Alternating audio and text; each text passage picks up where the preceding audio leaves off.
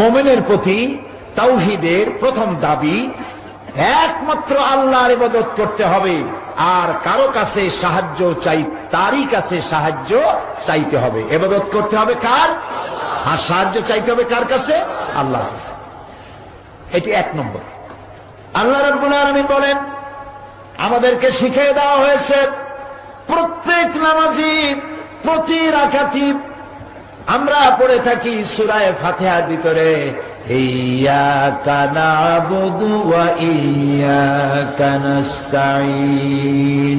সবাই পড়েন জবান খুলে, ইয়্যাকা না'বুদু ওয়া ইয়্যাকা নাস্তাঈন। আয় আল্লাহ, একমাত্র তোমারই ইবাদত করি আর তোমার কাছে সাহায্য চাই। ইয়্যাকা না'বুদু, শুনতেছেন আপনারা? ইয়্যাকা না'বুদু, একমাত্র তোমার ইবাদত করি। এই না'বুদু হচ্ছে আরবি কায়দা অনুযায়ী মুজারের সিগা। এর মধ্যে দুইটা কাল পাওয়া যায়, হাল আর মুস্তাকবিল, বর্তমান আর ভবিষ্যৎ। এর অর্থ দাঁড়ায় এই যে আল্লাহ তাআলা এই নামাজে যেমন তোমার হুকুম মেনে নামাজ পড়ি, নামাজের বাইরের জীবনও তোমার হুকুম মেনে পরিচালনা করব। প্রিয় ভাই সব, এই কথা কি আমরা সঠিকভাবে পালন করি? না। নামাজটা পড়ি আল্লাহর ইবাদত নিয়েই ঠিক, কিন্তু নামাজের বাইরে যখন যাই, আমরা ব্যবসায় যখন যাই, ওজনে কি ওজনটা ঠিক মতো দেই? ওজনে কম দেই, খাদ্যে ভেজাল দেই, মিথ্যা কথা বলি, আইনে জমিনের আইল ঠেলি, ঘুষ সুদ শয়তানি বদমাশি সব করা হয়, আর নামাজের মধ্যে বলি ইয়্যাকা না'বুদু ওয়া ইয়্যাকা নাস্তাঈন। মুখের কথা আর কাজ যদি এক না হয়, তাহলে আরবিতে তারে কি বলে? বলেন জোরে, মুনাফিক। আল্লাহ যেন এই মুনাফিকি থেকে আমাদেরকে বাঁচান, আমরা বলি আমিন। বলেন আমিন। তাহলে আমি কি বলতে চাইলাম, নামাজের ভিতরে আমরা যে ইয়্যাকা না'বুদু বলি যে আল্লাহ তাআলা একমাত্র তোমার ইবাদত করি, এই ইবাদত নামাজের মধ্যে যেমনে করি আল্লাহর হুকুম মাফিক বাকি জীবনটা আমরা চালাবো। ওজনে কম দেব না। বলেন, ওজনে কম দেব না, খাদ্যে ভেজাল দেব না, মিথ্যা কথা বলবো না, জমিনের আইল ঠেলবো না, সুদ ঘুষের কাছেও যাব না। তাহলে ইয়্যাকা না'বুদু কাজে লাগবে। ওয়া ইয়্যাকা নাস্তাঈন, আর সাহায্য চাইতে হবে কার কাছে? আবারও বলি, যত বড় পীর, যত বড় খাজা বাবা হোক, আপনি ওই কবরের কাছে যাইয়া যদি কিছু কবরওয়ালার কাছে চান, আপনি মুশরিক হয়ে যাবেন, মুসলমান থাকতে পারবেন না। কোন মাজারের কাছে গিয়ে কিছুই চাইবেন না, ওয়া ইয়্যাকা নাস্তাঈনের বিপরীত হয়ে যাবে। বলতেছি আল্লাহ তোমার সাহায্য চাই, তোমার ইবাদত করি আর তোমার কাছেই সাহায্য চাই, কিন্তু আপনি তো কবরে গিয়া সাহায্য চাইছেন মানুষের কাছে। নাউজুবিল্লাহ, চিল্লায় বলেন নাউজুবিল্লাহ। কোন মাজারে টাকা দিবেন না, শুনতেছেন কথা? কোন মাজারে মানত করবেন না, যত বড় পীর হোক মানত করবেন না। মাজারের নামে মানত করা, পীরের নামে মানত করা, টাকা দেওয়া, পয়সা দেওয়া, আগরবাতি দেওয়া, মোমবাতি দেওয়া, চাদর চড়ানো, মশারি টানানো হারাম, হারাম এবং হারাম। আপনারা মাজারে টাকা পয়সা জীবনে আর দেবেন? আপনাদের টাকা পয়সা মাজার ওরা পায় কি করে জানেন? মাজারের মধ্যে যারা শো আছে তারা কি আপনার টাকা পায়? বলেন পায়? মাজারে যিনি শুয়ে আছেন তার কবরে মশারি টানাইছেন কেন? আপনার কি সন্দেহ যে ওনাকে কবরের ভিতরে যে মশাই কাটবে? ইন্না লিল্লাহি ওয়া ইন্না ইলাইহি রাজিউন। এই ভণ্ডামি বাদ দিতে হবে। মাজারের উপরে গম্বুজ বানাইয়া তা আবার সবুজ রং দেবেন, কত বড় বেয়াদবি! সবুজ রঙের গম্বুজ তো একজনের কবরের উপরে আছে, তিনি কে? রাহমাতুল লিল আলামিন, বিশ্বনবী মুহাম্মদ রাসূলুল্লাহ সাল্লাল্লাহু আলাইহি ওয়াসাল্লাম। সাহাবায়ে কেরাম, রাসূলের সাহাবী, রাসূলের একজন সাহাবী যদি এক পাল্লায় দেওয়া হয়, সারা দুনিয়ার সব পীর, আলেম, বুজুর্গ, মুসলমান, মুমিন, মুমিনাত আর এক পাল্লায় দিলে সমান হবে? সেই সব মাজারে তো চাদর নাই, আগরবাতি নেই, মোমবাতি নেই। এদের কয় ওহাবি, কয় যে তারা ওহাবি সেই জন্য চাদর দেয় না। কপাল পড়ে। আবার এইখানে আমি কিছু আলেমের নাম জানি কিন্তু বলবো না, ওনারা না বলবোই না। ওনারা মক্কা মদিনায় গিয়ে মক্কা শরীফ মদিনা শরীফের ইমামদের পেছনে নামাজ পড়ে না, তাদেরকে ওহাবি বলে। বেটা মৌলবী, কাবা শরীফের ইমাম কি সলিমুদ্দি কসিমুদ্দি মনে করছো? তোমার মতো আলেম কাবা শরীফের ইমামের জুতা সাফ করার যোগ্যতা নাই। মসজিদে নববীর ইমাম শেখ আব্দুর রহমান আল হুজাইফি কত বড় মানের আলেম। বেটা তোমার কপাল পোড়া, তাই রাসূলুল্লাহর মসজিদে ইমামের পিছনে নামাজ পড়তে পারো না। কাবা শরীফের ইমাম ফজিলাতুশ শেখ আদ-ডক্টর আব্দুর রহমান আস-সুদাইস, সৌদ আশ-শুরাইম, আলী আল জাবের, ডক্টর সালে আল হুমায়দ, বিশাল আলেম এক একজন, সুবহানাল্লাহ। এই আলেমদের পিছনে গিয়ে নামাজ পড়ে না, কয় যে এরা ওয়াহাবি, তারা মুনাফিক, নাউজুবিল্লাহ। কোথা থেকে একটা পীর এনে তার পিছনে দৌড়িতে থাকে, আস্তাগফিরুল্লাহ। কপাল পোড়া, জোরে বলেন এগুলি কি? অসম্ভব কপাল পোড়া। সেই জন্য কোন মাজারে কিছু দিবেন না, যা দেওয়ার সব গরিবদের দেবেন। কাদের দেবেন? যা দেওয়ার কাদের দেবেন? মাজারে টাকা দিবেন না, আগরবাতি দিবেন না, মোমবাতি দিবেন না, চাদর দেবেন না, পয়সা দেবেন না। কারা কারা দেবেন না হাত উঁচু করে দেখা। আমি যাদেরকে বসেন বসেন বসেন বসেন বসেন বসেন আমি হাত তুলতে বলেছি, দাঁড়াইতে বলি নাই। আপনারা সর্বনাশ করে দিলেন একটা সুন্দর দৃশ্যকে। বসেন, হাত উঁচু করেন। আমি রাস্তা দেখতে পাচ্ছি না, রাস্তায় যে লক্ষ লক্ষ মানুষ, আমি তাদের দেখতে পাচ্ছি না, কিন্তু আল্লাহ দেখতে পাচ্ছেন। হাত উঁচু করে শপথ করেন, কোন মাজারে টাকা, চাদর, পয়সা, গরু, ছাগল কিচ্ছু দেব না। হাত তোলেন। আল্লাহ কবুল করুন, হাত নামা। আল্লাহ কবুল করুন। আল্লাহ চট্টগ্রামকে তাওহীদের দুর্গ বানায় দিন। এই চট্টগ্রাম থেকে মুক্তিযুদ্ধ শুরু হয়েছিল, ঠিক না? শহীদ প্রেসিডেন্ট জিয়াউর রহমান, আল্লাহ তাকে জান্নাত দান করুন, বলেন আমিন। এই চট্টগ্রামের কালুরঘাট থেকে যুদ্ধের ঘোষণা দিয়েছিলেন, তিনি আজ বেঁচে নাই। এই মুক্তিযুদ্ধে যত মুক্তিযোদ্ধা দুনিয়া থেকে মারা গেছে, আল্লাহ তাদের সবাইকে মাফ করে দিন, তাদের প্রতি রহম করুন। যেখান থেকে স্বাধীনতার যুদ্ধ হলো, সেইখান থেকে কুফর এবং শিরকের বিরুদ্ধে যুদ্ধ ঘোষণা করা হলো। আল্লাহ তাআলা চট্টগ্রামের মাটিকে তাওহীদের জন্য কবুল করে নিন। পুরো বাংলাদেশের মাটিকে তাওহীদের ঘাঁটি বানায় দিন। শিরক আর বেদাতের শেষ শিকড় পর্যন্ত আল্লাহ যেন তুলে ফেলে দেন। প্রিয় ভাই সব, তাওহীদের এক নম্বর দাবি, ওয়াইদা সালাকা ইবাদি আন্নী ফাইন্নী কারীব। আমার কাছে বলো, আমি কাছেই। আল্লাহ কোথায়? একদম কাছে, কারীব। কত কাছে? ওয়ানাহনু আকরাবু ইলাইহি মিন হাবলিল ওয়ারিদ। তোমার যে ঘাড়, যে ঘাড়ের উপরে তোমার মাথা, এই ঘাড়ে যে রগ আছে, এই রগের চাইতে আমি আল্লাহ তোমার বেশি কাছে। সুবহানাল্লাহ। এই আল্লাহর ছুঁয়ে যাও কই? আল্লাহ তাআলা তৌফিক দিন সকলকে আল্লাহর দিকে রুজু হওয়ার, বলি আমিন। প্রিয় ভাই সব, আল্লাহ যদি কাউকে বিপদ দেন, সেই বিপদ থেকে কেউ আপনারে বাঁচাইতে পারবে না। আল্লাহ রাসূলকে বলতেছেন, ওয়াইয়ামসাসকাল্লাহু বিদুররিন ফালা কাশিফা লাহু ওয়াইয়ুরিদিকা বিখাইরিন ফালা রাদ্দা বিফাদলিহি। হে নবী, আপনাকে যদি আল্লাহ কোনো অকল্যাণ করেন, সেই অকল্যাণ থেকে আপনাকে কেউ বাঁচাইতে পারবে না। আর আল্লাহ যদি আপনাকে কল্যাণ করতে চান, সেই কল্যাণ আপনাকে কল্যাণ থেকে কেউ ফিরাতে পারবে না, সে কল্যাণ হবেই। সেজন্য সমস্ত ক্ষমতার উৎসকে সবাই বলে, এক আঙ্গুল আকাশের দিকে উঁচু করে বলেন, কে? আরো জোরে বলেন আল্লাহ, আরো জোরে বলেন আল্লাহ।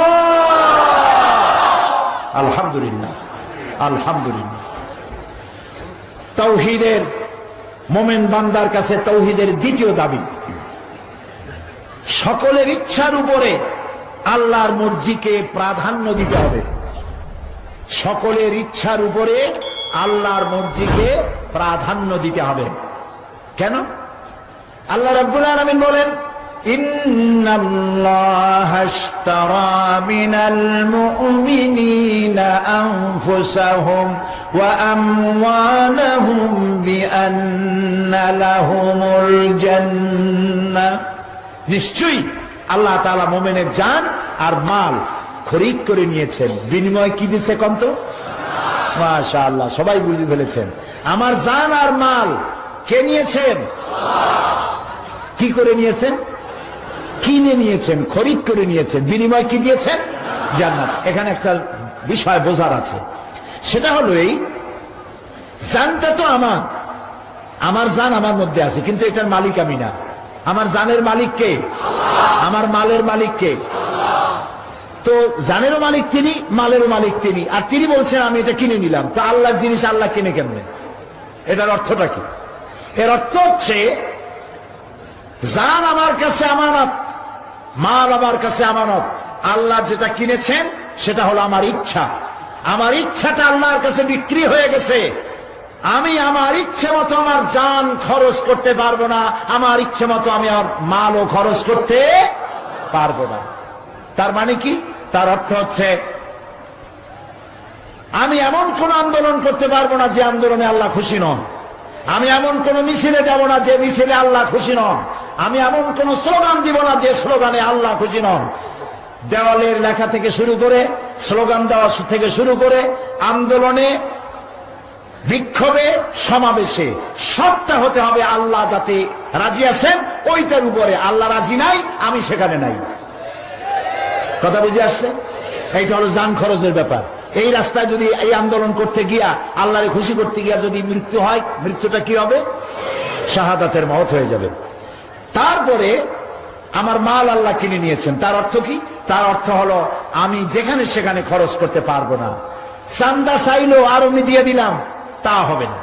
একজন হিন্দু, তিনি চান্দা চেয়েছেন, পয়সা চেয়েছেন আমার কাছে, এই কথা বলে যে আমার মেয়ে পরীক্ষা দিতে পারে না, পয়সা দেন। আমি অবশ্যই দেব। তিনি যদি বলেন আমার মেয়ে বিবাহ দেব, পয়সা নাই, আমি সাহায্য করব। তিনি যদি বলেন আমার ঘর দিয়ে, ঘরের চাল দিয়ে পানি পড়ে, আমি তাকে সাহায্য করব। এগুলি মানবিক দিক থেকে আমার কাছে সাহায্য তিনি অবশ্যই পাবেন। হিন্দু পাবেন, খ্রিস্টান পাবেন, বৌদ্ধ পাবেন, উপজাতীয় পাবে, সবাই পাবে। কিন্তু কেউ যদি আমাকে বলে আমি মূর্তি বানাবো, পূজা করার জন্য আমাকে সাহায্য করেন, আমি সাহায্য করতে পারবো না। আমার ইসলাম এটাকে অ্যালাউ করে না। তাহলে পয়সা চাইলেই আমি দিতে পারবো না, আমাকে দেখতে হবে। ঢাকা থেকে নর্তকী গায়িকা আসছে, কাজী তাদের নাচ গান করার জন্য কিছু পয়সা পাতি দরকার, এই পয়সা আমি দিতে পারবো না। তাহলে আল্লাহ আমার কাছ থেকে কিনলেনটা কি? আমার ইচ্ছাটা। এই ইচ্ছা যিনি আল্লাহর কাছে বিকৃতি করতে পেরেছেন, তিনি হচ্ছেন আল্লাহর মর্জির উপরে, আল্লাহর মর্জিকে নিজের ইচ্ছার উপরে প্রাধান্য দিতে সক্ষম হয়েছেন। এবং এটাই হওয়া উচিত। মুমিন ব্যক্তি সব থেকে ভালোবাসবে কাকে? আল্লাহ রাব্বুল আলামিন বলেন, ওয়াল্লাযীনা আমানু আশাদ্দু হুব্বান লিল্লাহ। যারা নাকি ঈমানদার, তারা সব চাইতে বেশি ভালোবাসবে আল্লাহকে। আল্লাহ তার মহব্বত দিয়ে আমাদের দিলকে ভরে দেন। আমরা বলি আমিন। মুমিন ব্যক্তির উপরে তাওহীদের তৃতীয় দাবি হলো সে আল্লাহর কৃতজ্ঞতা প্রকাশকারী বান্দায় পরিণত হবে। আবার বলি, মুমিন ব্যক্তির উপরে তাওহীদের তৃতীয় দাবি সে আল্লাহর কৃতজ্ঞতা প্রকাশকারী বান্দায় পরিণত হবে। আল্লাহ তাআলা বলছেন, ওয়াশকুরু লিল্লাহি ইন কুনতুম ইয়াহু তা'বুদুন। আর আল্লাহর নিকট কৃতজ্ঞতা প্রকাশ করো যদি তুমি শুকরগুজারকারী, শুধু তার ইবাদত করে থাকো, তাহলে কেবলমাত্র তারই শুকর আদায় করো। শুকর যদি আদায় করো, বাড়ায় দেব। আল্লাহ তাআলা বলেন, লাইন শাকারতুম লাযীদান্নাকুম ওয়া লাইন কাফারতুম ইন্না আযাবী লাশাদীদ। আমার নিয়ামতের শুকর যদি আদায় করো, নিয়ামত আমি বাড়ায় দেব। আর কৃতজ্ঞ যদি হও, শুকর যদি আদায় না করো, মস্ত বড় শাস্তি তোমাদেরকে দেওয়া হবে। এই যে একটা সময় চলছে বাংলাদেশে, এই সময়টা কি খারাপ না ভালো? আলহামদুলিল্লাহ। আমি আপনাদের কাছ থেকেই জবাবটা চাইছিলাম, যে সময়টা যে অবস্থাটা বাংলাদেশে এখন চলছে, এই অবস্থাটা আপনারা বলতেছেন এই অবস্থাটা কি ভালো। কিভাবে ভালো? এক একজনের এক এক দৃষ্টিতে বলছেন, দেখেন আমার সাথে মেলে কিনা, আপনাদের ধারণাগুলি আমার সাথে মেলে কিনা। ভালো এই সেন্সে, বাংলাদেশের সাম্প্রদায়িক সম্প্রীতি যে কোনো সময়ের চাইতে এখন অনেক অনেক ভালো। যারা বলে দেশে এবং বিদেশে গিয়ে যে বাংলাদেশের সাম্প্রদায়িক সম্প্রীতি নাই, শেষ হয়ে গেছে, হিন্দু পিটাইয়া সব বাইর করে দিয়েছে। আচ্ছা আপনারা বলেন তো, এই চট্টগ্রামে কয়জন হিন্দুকে আপনারা পিটাইয়া ভারতে পাঠাইছেন বলেন? একজনও না। গত পূজায় কয়টা মূর্তির কল্লা ভাঙছেন বলেন? একটাও ভাঙ্গেন নাই, একটাও ভাঙ্গেন নাই। তাহলে যারা এই চট্টগ্রামে আপনারা যে সাক্ষী দিলেন, একই সাক্ষী দেবে সারা বাংলাদেশ। কোথাও কোনো হিন্দুদেরকে মারা হয় নাই, বাড়িঘর ভাঙা হয় নাই, মূর্তি ভাঙা হয় নাই, মন্দির ভাঙ্গা তো দূরের কথা, গভর্নমেন্ট মন্দির বানিয়ে দিয়েছে। সুতরাং যারা দেশে এবং বিদেশে গিয়ে বাংলাদেশ সাম্প্রদায়িক সম্প্রীতি নাই বলে, তারা ক্ষমতায় যাওয়ার জন্য উন্মাদ হয়ে গিয়েছে, পাগল হয়ে গিয়েছে। মিথ্যা কথা বলা উচিত না। আমাদের দেশে যদি সাম্প্রদায়িক সম্প্রীতি না থাকে, তাহলে সাম্প্রদায়িক সম্প্রীতি বাংলাদেশের থেকে ভালো কোন দেশে, ওই দেশের নামটা আমি শুনতে চাই। এই তো ভারত, আমাদের প্রতিবেশী দেশ। 1947 সনের 15ই আগস্ট ওরা স্বাধীন হলো, আর 1947 সনের 14ই আগস্ট ব্রিটিশের গোলামি থেকে আমরা স্বাধীন হলাম। এটা ঐতিহাসিক সত্য কিনা? এই স্বাধীনতা লাভের পর আমরা আবার দ্বিতীয়বার 2বার স্বাধীনতার মজা পেয়েছি। এই 47 থেকে নিয়ে আজ পর্যন্ত বাংলাদেশে কমিউনাল রায়ট, ধর্মীয় দাঙ্গা হাঙ্গামা, হিন্দু মুসলমান মারামারি কয়বার হয়েছে বলেন? জানা থাকলে বলেন কয়বার? একবারও হয় নাই। এবার তাকিয়ে দেখেন ভারতের দিকে, 1947 থেকে শুরু করে 2004-এর আজ 24শে ডিসেম্বর এই পর্যন্ত ভারতে সাম্প্রদায়িক দাঙ্গা হয়েছে 20,000 বেশি। সেটা নিয়ে মাথা যন্ত্রণা নাই, মাথা যন্ত্রণা আমাদেরটা নিয়ে। আল্লাহর মেহেরবানি, বাংলাদেশ সহস্র বছরে সাম্প্রদায়িক সম্প্রীতির ইতিহাস সৃষ্টি করেছে। আলহামদুলিল্লাহ বলেন, জোরে বলেন আলহামদুলিল্লাহ। কাজে এদিক থেকে এখন আমরা ভালো আছি, ঠিক কিনা? আইন শৃঙ্খলার দিক থেকে একটু অবনতি হয়ে গেছিল ঠিক, কিন্তু এখন অবস্থা ভালো কিনা? অবস্থা ভালো কিনা? দোয়া করতে থাকেন আল্লাহ যেন আরো ভালো বানান। বলেন আমিন। বলেন আরো, বলেন আমিন। শুকর আদায় করবেন, আল্লাহ নিয়ামত বাড়ায় দেবে। শুকর করবেন না, আবার আযাব আসবে। শুকর না করলে কি হবে? আযাব আসবে। আল্লাহ রাব্বুল আলামিন বলেন, وَإِذَا أَنْعَمْنَا عَلَى الْإِنسَانِ أَعْرَضَ وَنَأَىٰ بِجَانِبِهِ وَإِذَا مَسَّهُ الشَّرُّ فَذُو دُعَاءٍ عَرِيضٍ। আল্লাহ তাআলা বলেন, আমি মানুষকে যখন নেয়ামত দান করি, সে তখন আমার থেকে পিঠ ফিরাইয়া চলে যায়। আর যখন অসুস্থতা আসে, কষ্ট আসে, মুসিবত আসে, বিপদ আসে, তখন আমার সামনে লম্বা লম্বা দোয়া আরম্ভ করে দেয়। এই হলো মানুষের স্বভাব। এই স্বভাব বাদ দিতে হবে। সুখে দুঃখে সব সময় শুকর আদায় করতে হবে কার? আল্লাহ তাআলার। এটা হলো মুমিন ব্যক্তির উপরে তাওহীদের কয় নম্বর দাবি? 3 নম্বর। মুমিন ব্যক্তির নিকট তাওহীদের 4র্থ নম্বর দাবি হচ্ছে কেবলমাত্র আল্লাহকেই সেজদা করতে হবে, আর কাউকে সেজদা করা যাবে না। এমনকি কদমবুসি করতে গিয়েও হুঁশিয়ার হতে হবে। যে কাজে ভয় আছে তা করা উচিত না। অনেকে কদমবুসি করতে গিয়া সেজদার মতো করেন, পীর বুজুর্গ কিছু একটা পাইলেই পায়ের উপরে হাত দিয়া চুমা খাইতে যায়। নাউজুবিল্লাহ বলেন, নাউজুবিল্লাহ বলেন। এই অভ্যাস পরিত্যাগ করতে হবে। সেজদা করতে হবে একমাত্র কাকে? আল্লাহ তাআলাকে। আল্লাহ রাব্বুল আলামিন বলেন, লা তাসজুদু লিশ-শামসি ওয়ালা লিল-কামারি ওয়াসজুদু লিল্লাহিল্লাযী খালাকাহুন্না ইন কুনতুম ইয়্যাহু তা'বুদুন। চন্দ্র এবং সূর্যকে সেজদা করো না। কে বলেছেন? আল্লাহ তাআলা বলেছেন। সেজদা করো শুধু আল্লাহকেই, কারণ সব কিছু তিনি সৃষ্টি করেছেন। সূর্য কে সৃষ্টি করেছেন? চন্দ্র কে করেছেন? যে পীরের মাজারে যায় সেজদা দেয় লোকেরা, ওই পীরের কে বানাইছে? জোরে বলেন, কে বানাইছে? আল্লাহ রাব্বুল আলামিন। ছাড়া কাউকে সেজদা দিলে কাফের হয়ে যাবে, বলেন নাউজুবিল্লাহ। আপনারা জানেন 1996 সনে সর্বপ্রথম আমি যখন পার্লামেন্টে গেছিলাম, আল্লাহ যখন নিয়েছিলেন, তখন আমি দেখতে পেলাম পার্লামেন্টের ভিতরে সবাই একযোগে রুকু দিতেছে, মাথা নিচু করে সম্মান জানাচ্ছে। আমি সেটার প্রতিবাদ করেছিলাম, কিন্তু সেই প্রতিবাদ গ্রহণ করে নাই তখনকার সরকার। এরপরে আমি ছাড়ি নাই। আল্লাহ রাব্বুল আলামিন 2001 সালে যখন আমাকে আবার নিলেন, আমি আবার ওই সে আগের সরকারের আমার যে বিল তারা ঢুকাই দিছিল, নোটিশ ঢুকাইছিল ডিপ ফ্রিজের মধ্যে, সেইটারে খুলে বাইর করে নিয়ে আসছি, পার্লামেন্টে উঠাইছি। পার্লামেন্টে স্পিকার সাহেব এটা আইনে পরিণত করে দিয়েছেন। বাংলাদেশের পার্লামেন্টে আর কোনদিন মানুষের সামনে মাথা নত কাউকে করতে হবে না। আলহামদুলিল্লাহ বলুন প্রিয় ভাই সব। সুতরাং কারো সামনে মাথা নত করা যাবে না, একমাত্র কে ছাড়া? আল্লাহ রাব্বুল আলামিন ছাড়া। আল্লাহ তাআলা বলেছেন, লা তুশরিক বিল্লাহ ইন্নাশ শিরকা লাযুলমুন আযীম। আল্লাহর সাথে শরীক স্থাপন করো না, নিশ্চয়ই শিরক হচ্ছে মস্ত বড় জুলম।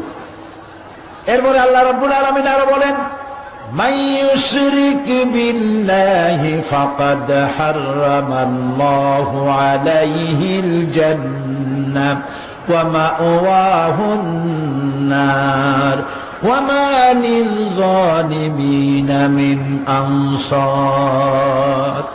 কেউ যদি আল্লাহর সাথে শিরক করে তার জন্য জান্নাত বেহেশত হারাম। শুনতেছেন ভাইরা? লক্ষ্য করতেছেন? কেউ যদি আল্লাহর সাথে শিরক করে তার জন্য আল্লাহ নিজেই বলছেন আমার জান্নাত হারাম। তার জায়গা হবে জাহান্নামে। জায়গা হবে কোথায়? এবং জালিমদের জন্য কোন সাহায্যকারী কিয়ামতে সে পাবে না, জাহান্নামে যেতে হবে। যে পীরের সেজদা দিছিলা আর পীরে নিষেধ করে নাই তাই সেজদা দিতে, সেই পীর শুদ্ধ জাহান্নামে যেতে হবে। মুমিন বান্দার প্রতি তাওহীদের ৫ম নম্বরের দাবি, সে আল্লাহর হুকুম পালনকারী বান্দায় পরিণত হবে। মুমিন বান্দা আল্লাহর হুকুম পালনকারী বান্দায় পরিণত হবে। কোরআনে কারিমে বলা হচ্ছে, ফাইলাহুকুম ইলাহু ওয়াহিদুন ফালাহু আসলিমু ওয়া বাশশিরিল মুখবিতিন। ফাইলাহুকুম ইলাহু ওয়াহিদ, অতএব তোমাদের ইলাহ হচ্ছেন এক। ইলাহ বলেন সবাই, এক। তিনি এক। হে নবী, সুসংবাদ দিন ওই সমস্ত মানুষদের প্রতি যারা নিষ্ঠাপূর্ণ ভাবে এক আল্লাহর সামনে আনুগত্যের মস্তককে অবনত করে দিয়েছে। আল্লাহ তাআলা বলেন, আফাগায়রা দীনিল্লাহি ইয়াবগুন ওয়া লাহু আসলামা মান ফিস সামাওয়াতি ওয়াল আরদি তাওআন ওয়া কারহা। আল্লাহ তাআলা বলেন, তোমরা কি আমার দেওয়া জীবন ব্যবস্থা ছেড়ে দিয়ে মানুষের তৈরি করা মতবাদ তালাশ করো নাকি? ওয়ালাহু আসলামা মান ফিস সামাওয়াতি ওয়াল আরদ, অথচ আকাশে যা আছে জমিনে যা আছে সবগুলি আনুগত্যের মস্তক আমার সামনে অবনত করে দিয়েছে। ওই চাঁদ হুকুম মানে কার? চিল্লায় বলেন। সূর্য হুকুম মানে কার? আকাশ বাতাস হুকুম মানে কার? সব আল্লাহর হুকুম মানছে। সুতরাং তুমিও আল্লাহর হুকুম মানো, তাতেই তোমার শান্তি হবে। আল্লাহর হুকুম বাদ দিয়া অন্যের হুকুম মতো চললে শান্তি হবে না। আল্লাহ রাব্বুল আলামিন কোরআনে কারীমের মধ্যে অসংখ্য আয়াতের মাধ্যমে কথা বলে দিয়েছেন, একমাত্র আল্লাহর আনুগত্য করতে হবে, আর কারো করা যাবে না। মুমিন ব্যক্তির প্রতি তাওহীদের ৬ নম্বর দাবি হলো কেবলমাত্র আল্লাহকে ভয় করতে হবে, আর কাউকে ভয় করা যাবে না। ভয় করতে হবে কাকে? আল্লাহ তাআলাকে। তিনি ছাড়া আর কাউকে ভয় করা যাবে না। এর ব্যাখ্যা হচ্ছে আমার হায়াত আর মওতের মালিক কে? সবাই বলে। এই কথা যদি বিশ্বাস করি, হায়াত আর মওতের মালিক আল্লাহ, এটা যদি বিশ্বাস করি, তাহলে মনের মধ্যে আল্লাহ ছাড়া কারো ভয় থাকবে? একজন মোমেনের মধ্যে একজন মোমেন বিপদে পড়ে ততটা পেরেশান হবে যতটা তার মধ্যে ঈমানের কমতি থাকবে। আবার বলি, বোঝার জন্য, মনে রাখার জন্য, একজন মোমেন বিপদে পড়ে অতটা পেরেশান হবে যতটা তার ঈমানের কমতি হবে। যদি তার ঈমান মজবুত হয় যে আল্লাহ যা করবেন তার ফয়সালার এক চুল বেশি কিছু হবে না, এইটা যদি জানা থাকে, সে বীর পুরুষ হবে, সাহসী হবে, নির্ভীক হবে, আল্লাহর হুকুম অনুযায়ী সে তার কাজ করে যাবে। এই জন্য আল্লাহ রাব্বুল আলামিন বলেন, ইয়া আইয়ুহাল্লাযীনা আমানুত্তাকুল্লাহা হাক্কা তুকাতিহি ওয়া লা তামুতুন্না ইল্লা ওয়া আনতুম মুসলিমুন। হে বিশ্বাসীরা, আল্লাহকে ভয় করো, যতটা সম্ভব আল্লাহকে ভয় করো। আর মরে যেও না এমন অবস্থায় যে তখনও তুমি মুসলমান হয়ে সারোনি। পরিপূর্ণ মুসলমান হও, তার মানে মওতের জন্য আপ টু ডেট থাকো। এখন যদি মওত হয়, মওতটা যেন ঈমানের সাথে হয়। আল্লাহকে এরকম ভয় করো, প্রকাশ্যে, গোপনে, রাতে, দিনে, সর্বাবস্থায় ভয় করতে হবে কাকে? আল্লাহ তাআলাকে, কারণ তিনি আমাকে দেখতে পাচ্ছেন। আল্লাহ রাব্বুল আলামিন বলেন, وَيَعْلَمُ مَا فِي الْبَرِّ وَالْبَحْرِ وَمَا تَسْقُطُ مِنْ وَرَقَةٍ إِلَّا يَعْلَمُهَا।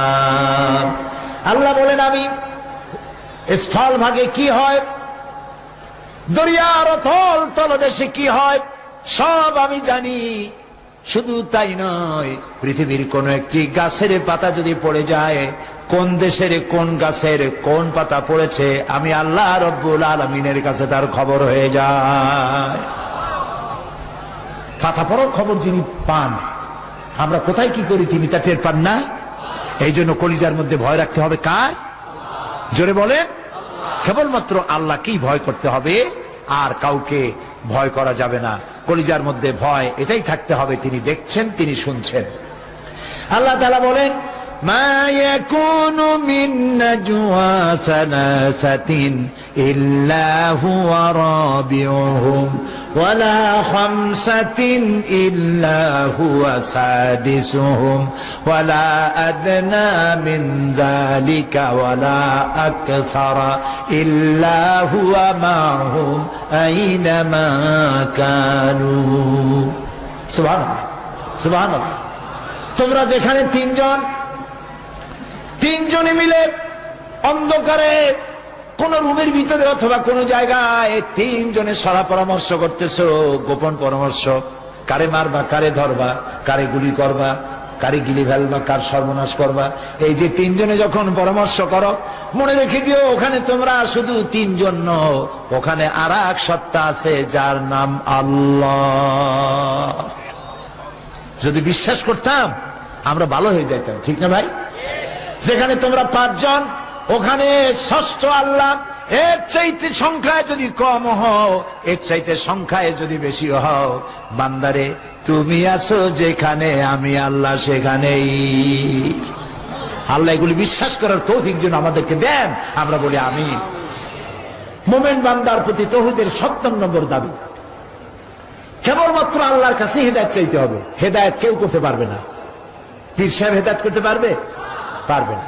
কোন পীর তারে হেদায়েত করে কিনা তাই দেখুক, সে হেদায়েত করতে পারবে না।